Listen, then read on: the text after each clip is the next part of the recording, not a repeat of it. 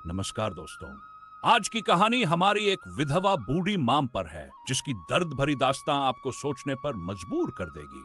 कहानी ऐसी है कि आपकी आंखें नम हो जाएंगी और दिल भर आएगा।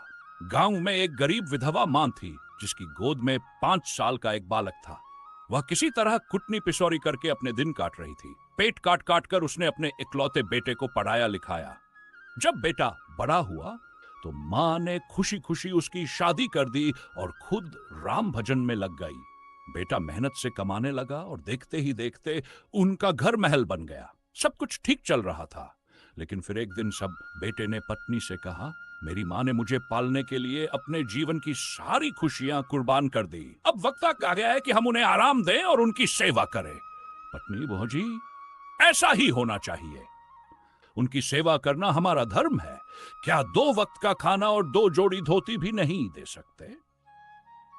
बेटा पत्नी की बातों से बड़ा खुश हुआ।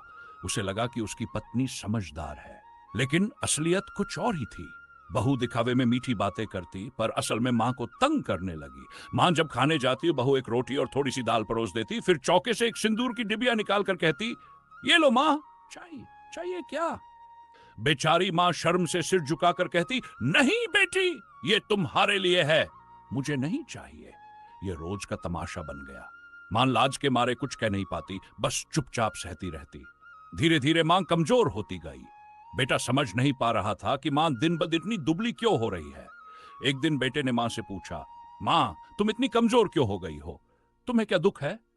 मां ने टालते हुए कहा, बेटा कोई दुख नहीं है, मैं तुझे देख लेती हूं तो सारे दुख भूल जाती हूं।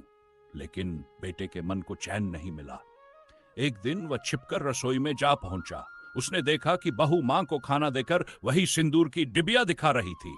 बेटे का खून खौल उठा। उसने गुस्से में कहा, दुष्टा, तू इतनी गिर जाएगी, मुझे पता नहीं था। तू मेरी मां को ताने मारती है, अब इस घर में तेरी कोई जगह नहीं। वह पत्नी को घर से निकालने लगा। मां ने रोका, समझाया, बेटा गुस्से में कोई निर्णय मत लो, गलती सबसे होती है, माफ कर दो। बेटे ने कहा, नहीं मां, जिसने तुम्हें दुख दिया उसे मैं माफ नहीं कर सकता।